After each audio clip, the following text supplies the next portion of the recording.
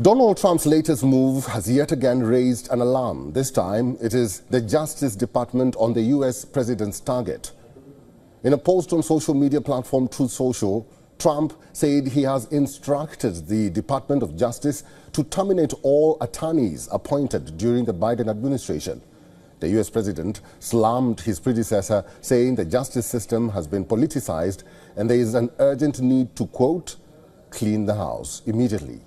Trump's social media remarks come just days after the White House sent termination notices to several U.S. attorneys across the country, all attorneys who got a pink slip were appointed by former President and Democrat Joe Biden. Shortly after receiving notices, several attorneys began to step down from their position. Many other senior prosecutors in New York resigned last week after a judge ordered that the corruption case against Mayor Eric Adams be dismissed.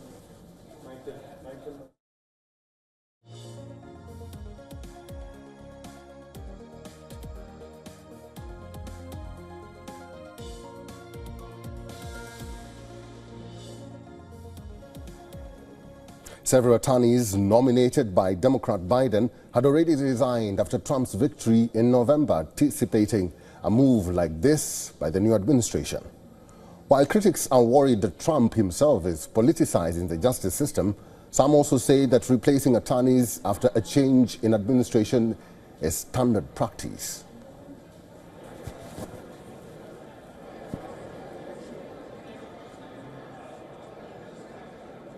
Richard William Painter is an American lawyer and professor at the University of Minnesota Law School. Professor Painter is now joining us live from Minnesota. Professor, welcome to Race to Power. In your view, following these statements and moves made by President Donald Trump demanding that the removal of Joe Biden's judges should be done immediately, do you think the American president could be weaponizing the justice system? Let's start from there.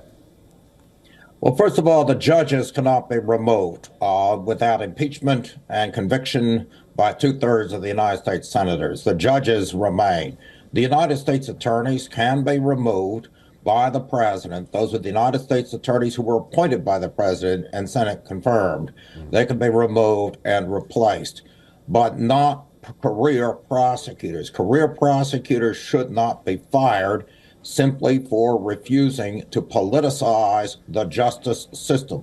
So in the Southern District of New York, we have career prosecutors who have had exemplary careers. And you just showed the pictures of some of them at the trial of Sam Bankman-Fried, one of the most notorious fraudsters in cryptocurrency, who tried to buy influence in Washington through his parents, and now they're trying, of course, to get a pardon from President Trump.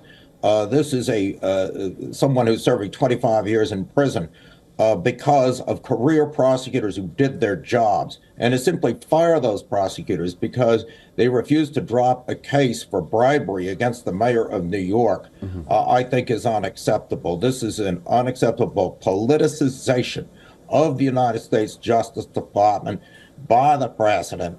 The mayor of New York, if he took bribes, should be prosecuted. And his simply saying, well, don't prosecute me so I can help you round up illegal immigrants, that's not the way we do business in the United States. And I hope President Trump and the White House will realize that. Professor Painter, some critics have strongly opposed and even criticized Trump's recent orders, many calling them hawkish or unconstitutional. And I know it's pretty hard to see it now, but in the end, do you think Trump's orders or forays under the guidance of Elon Musk could have serious repercussions? Well, first of all, Elon Musk needs to be monitored for his own financial conflicts of interest, owning X, SpaceX, substantial blocks of shares in Tesla, and his getting involved with restructuring the United States government could very well inure to his financial benefit. And I think that would be a clear violation of the federal conflict of interest statute. So both the White House and Congress need to be carefully watching what Elon Musk does.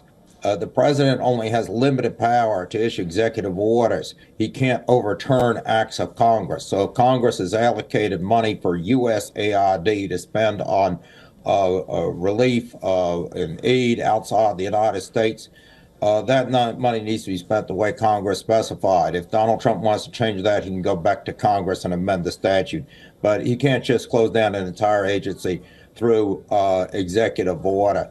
Yeah, this is a decision that Congress has the right to make. It's a very important decision because foreign aid is critically important for the United States to continue to have influence throughout the world and not let China and other powers simply replace us because USAID is shut down by executive order of the president. That doesn't work. Congress needs to be consulted.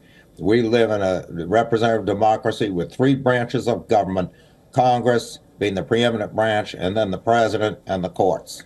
All right. Professor Painter, we'll have to leave it there. Thank you very much for all your insights and for talking to us today. Thank you for having me. For all the latest news, download the WION app and subscribe to our YouTube channel.